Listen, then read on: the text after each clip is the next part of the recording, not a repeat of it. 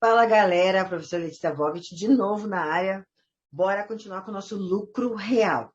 No último bloco nós estávamos falando quem são as empresas que estão obrigadas ao lucro real. E eu falei, segura aí que no próximo bloco eu volto falando sobre a obrigatoriedade. Então eu tenho um último tópico aqui para compartilhar com você em relação às empresas que são obrigadas a participar. Então, qual é esta empresa, essa última, né? Que explora as atividades de securitização de créditos imobiliários, financeiros ou do agronegócio. E como eu já tinha mencionado antes, né? Todas as empresas poderão optar pelo lucro real se quiserem, se fugirem desse rol aqui em relação à obrigatoriedade. Quando eu falei no primeiro tópico do bloco anterior, eu falei que as empresas que no ano anterior, né, tivessem uma receita de 78 milhões, automaticamente estariam obrigados a optar pelo lucro real. E aí que tá, como é que a gente sabe, para eu contabilizar e saber exatamente o que são esses 78 milhões, o que eu tenho que levar em consideração para que a receita, né, diga, olha, isso aqui realmente é a sua receita. O que a gente vai levar em consideração? Receitas de atividade própria. O que é isso? Se a empresa é uma empresa comercial, o que ela tem de receita de venda. Se ela é uma prestadora de serviço, o que ela fatura com o serviço. Ah, mas ela é indústria, mas ela exporta, mas ela importa. Não importa. Receita de atividade própria é tudo aquilo que é feito em decorrência do objeto social da empresa. O que é objeto social? Se você pega um contrato de uma empresa, e você vai lá no descritivo da empresa, tem o seguinte, tem os sócios, e normalmente na cláusula primeira ou na cláusula segunda fala do objeto. O que é objeto social? É para o qual ela foi criada. Qual serviço, qual comércio, qual indústria, exportação. Ali vai ter o descritivo. Então, com base naquelas atividades próprias ali, este é um dos itens que a gente vai utilizar para compor, então, essa receita aí de 78 milhões. Segundo ponto, operações em conta alheia, comissões pela intermediação de negócios. No primeiro item eu falei o quê? Receita oriunda da sua atividade própria. Aqui já não. Aqui não é a própria atividade da empresa, mas ela recebe um dinheiro por indicar, por intermediar negócios de terceiros, então isso também vai compor aí os 78 milhões. Ganhos de capital. O que é ganho de capital? Ganho de capital sempre vai ser tributado, porque é o seguinte, você tem um valor base, e quando você faz uma determinada operação, você fez uma operação vendendo, por exemplo, um bem imóvel por um valor muito maior. Então, do valor da aquisição até o valor da venda, você tinha um preço de A e passou a ser 2A. Então, essa diferença de A para 2A, isso é ganho de capital. Ganho de capital é todo o acréscimo patrimonial que teve, né, considerando o valor inicial para o valor a que foi feita a operação. Então, teve lá alguma operação nesse meio tempo com ganho de capital? Sim. Então, também vai compor aí a base dos 78 milhões. Rendimentos e ganhos líquidos em operações financeiras, renda fixa e variável, participação societária. Ou seja, né? O que é dividendos? Dividendos que a gente distribui para os sócios. Então, todo ganho de operação financeira, tudo que faça movimentação financeira, vai compor também aí a base de 78 milhões. Juros sobre capital próprio também, da mesma forma. Custos e despesas recuperados que representem ingresso de novas receitas, né? Eu consegui rever minha operação toda. E agora, então, isso vai fazer parte da receita, porque está tendo, além de eu não gastar, eu estou conseguindo reaver. Isso vai fazer parte também da minha receita de 78 milhões. Multas e vantagens em virtude de rescisão de contrato. Então, por exemplo, a empresa tem um contrato e teve uma rescisão. O que vai acontecer? Ela vai receber uma multa em decorrência disso. Essa multa que ela está recebendo por conta disso vai também compor aí a base de 78 milhões. Vocês vejam que é muita coisinha para poder compor, né? Não é pouca coisa, não. Quando é que a gente vai fazer, então, a opção? Uma vez por ano, a gente vai fazer a opção pelo regime de tributação. E como é que eu realmente starto? Olha, realmente a empresa escolheu o lucro real. Não foi presumido, não foi arbitrado, porque do momento do preenchimento da DARF, que é a forma de recolhimento do primeiro tributo, né, daquele ano, ela vai optar e vai colocar o código correspondente ao imposto de renda, né, pelo lucro real. Só que daí nós temos duas formas de apuração, por estimativa ou trimestral. A estimativa ela é anual, né? Mensal. E a trimestral é a cada 3 meses. Então, o que acontece?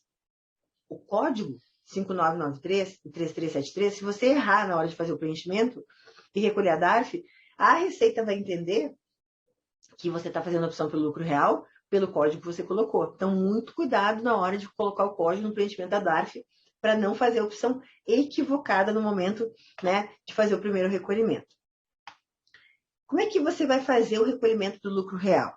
Por competência ou por caixa? O que é isso, né? O que é competência e o que é caixa? Entrou dinheiro na empresa. Se entrou dinheiro na empresa, isso é lucro. Isso tem rentabilidade, certo? Certo. Então, o que acontece? Essa receita tem que ser tributada. Mas em que momento é que eu vou escolher para tributar essa receita? Eu vou tributar essa receita quando ela entrar no caixa efetivamente, ou seja, entrou o dinheiro no caixa, sim. Então, deixa eu só zerar um negócio, um cronômetrozinho aqui, gente, só um minuto. Vai zerar, né? Entrou no caixa? Sim. Então, o dinheiro efetivamente está no... Sim. Ah, ele não entrou ainda, mas eu já declarei porque aquela venda já foi feita, só não recebeu ainda. Então, assim, competência é o período que supostamente foi feita aquela operação, mas o dinheiro ainda não entrou. E caixa não, caixa é quando efetivamente o dinheiro entra na conta. No caso do lucro real, a gente vai ter que optar da seguinte forma. Vou mostrar um desenho que fica mais fácil para vocês visualizarem. No caso, independente da empresa ter recebido ou não, a gente vai ter que fazer o quê? A gente vai ter que oferecer pelo regime de competência. Então, por exemplo, foi feita uma venda, né? Já vou tributar? Então, daí ele vai pagar o quê? Ele vai pagar parcela 1, 2, 3 e 4. Ou seja, o dinheiro só vai entrar efetivamente ali, ó, no 1, no 2, no 3 e no 4. Mas eu vou esperar esse dinheiro entrar em 1, 2, 3 e 4 para pagar o imposto de renda? Não. Como é regime de competência, é quando foi feita a compra e a venda, que é onde está ali a mãozinha apertando. Então, a tributação, mesmo eu não tendo recebido dinheiro ainda para fins de lucro real, eu vou ter que fazer oferecimento à tributação, porque é pelo regime de competência. E aí tá. Aí a gente vai ter que tomar cuidado, porque se eu quiser, eu não estiver no lucro real, mas eu quiser alterar para o lucro real, o que a gente vai ter que fazer? E é justamente assim, levando em consideração o quê? Né? Levando em consideração que é pelo regime de competência, que essa é a regra. Então, o que a gente vai ter que fazer? Você vai levar, ó, critério de reconhecimento de receita segundo o regime de competência, e nessa condição a pessoa jurídica deverá reconhecer no mês anterior aquele em que ocorrer a mudança de regime, as receitas auferidas e ainda não recebidas, caso tenha optado anteriormente pelo regime de caixa. O que acontece? Se você estava lá no lucro presumido, por exemplo, resolve fazer, então, mudar para o lucro real. E lá você fazia pelo regime de caixa. O que é isso? Só quando entrar o dinheiro é que eu vou tributar. Maravilha. Só que quando eu faço a opção pelo lucro real, eu já sei que eu não posso esperar o dinheiro entrar. Eu tenho que simplesmente dizer quando que essa operação aconteceu, competência. E eu vou ter que tributar. Então, aquilo ali que eu não teria tributado pelo regime de caixa no mês anterior, ao que eu estou fazendo a opção pelo lucro real, eu vou ter que fazer o levantamento desses valores e vou ter que pagar, oferecer a tributação pela competência, mesmo que não tenha entrado. Ou seja, optou pelo lucro real? Sim. Antes essa opção era pelo regime de caixa? Sim. Ou seja, só quando entrasse dinheiro, sim. Mas agora que você mudou o seu regime de tributação, acabou. Você vai ser obrigado a optar, né, pela competência, ou seja, mesmo não entrando no caixa, você vai ter que fazer o recolhimento aí no momento que foi feita a alteração, então, do regime, né, da opção de regime. Isso está regulamentado pela Instrução Normativa 345 de 2003, no artigo 1º, parágrafo 2º a 5º. Em relação ao período de apuração, como é que a gente apura, né? O que é apurar? Eu vou ter que tributar o lucro, tá bom, mas de que período, da onde que eu tiro isso, com base no que eu faço? Então, você pode fazer o seguinte, se o lucro real trimestral, o que é isso? Trimestre a gente já sabe, né? São 3 meses. Então, por exemplo, março, junho, nós temos, na verdade, 4 trimestres no ano, certo? Janeiro, fevereiro e março, abril, maio, junho, julho, agosto, setembro, outubro, novembro, dezembro. Então, no lucro real, quando eu fizer a opção ali no trimestral, o que eu vou ter que fazer? Eu vou ter que ajustar o trimestre, né? E dentro do trimestre, eu vou ter que fazer o quê? Apurar o meu lucro real.